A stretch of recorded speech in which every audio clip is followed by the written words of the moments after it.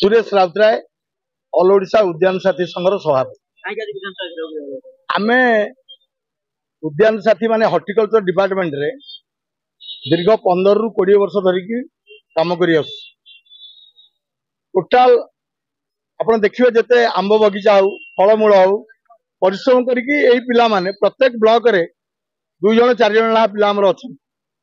समस्त साथी माने मिसिकी जे माने हॉर्टिकल्चर डिपार्टमेंट को एई माने कार्य करन एवं एमाने काम कला मध्ये आंकु दरमा ठीक रे मिले नाही। 6 मास रे वर्षे को पिला को दरमा न दे कि पिला बाहरी आछिन तांको दरमा मध्ये अपन पाइ नांती। आमे ओडिशा जाके रे वर्तमान 870 जण अछि। वर्तमान जे पिला जाई गिरी एबे मध्ये 400 केते हमरो जे भीतर रेगुलर काम करछन 400 लोक काम करछन। हमरो बजेट भीतर मध्ये आसीथला विगत सरकार बेले 1228 पिलांकर आमे बजेट को पास करेथु।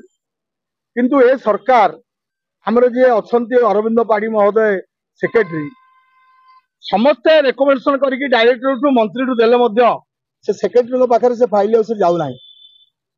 तेणु आमे निवेदन कलु विगत 7 तारिख दिन मुख्यमंत्री की मोहन चरण माझी को ग्रीवांश आम दायीपत्र देलु। से मध्ये आम दाबी शुणे बोलिका डिपार्टमेंट कृषि विभाग को से पठेले कौन उत्तर आम कि पाइलु ना। आज्ञा आमर दाबी थिला जे आमको स्थायित्व करा जाऊ कहीं से एनआरजीएस स्कीम रे जीआरएस जोटा ग्राम्य रोजगार योजना सेवक जोटा ग्राम्य रोजगार सेवक तांकु मध्य करागला रेगुलर करागला गो मित्र बोली तांकु मध्य रोजगार करागला। किंतु आमे हॉर्टिकल्चर डिपार्टमेंट रे जो माने फल मूल ये परिवेश को रक्षा करा होउची जो माने गछपत्र लगे कि चासी मानक सहित रही कि कार्य करछंती से मान को स्थायित्व करिया पई आमे बारंबार दाबी कले मध्य सेक्रेटरी महोदय आम कथा को सुनु ना।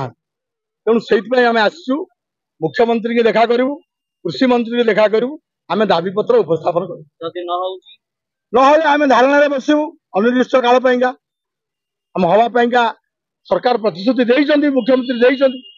आमे आसीचु प्रतिनिधि माने ओडिशा का प्रत्येक जिला 30 टा जिला प्रतिनिधि 2 जण 3 जण 5 जण आसीचु जे न होला प्रवर्ती कार्यक्रम हम ग्रहण करू।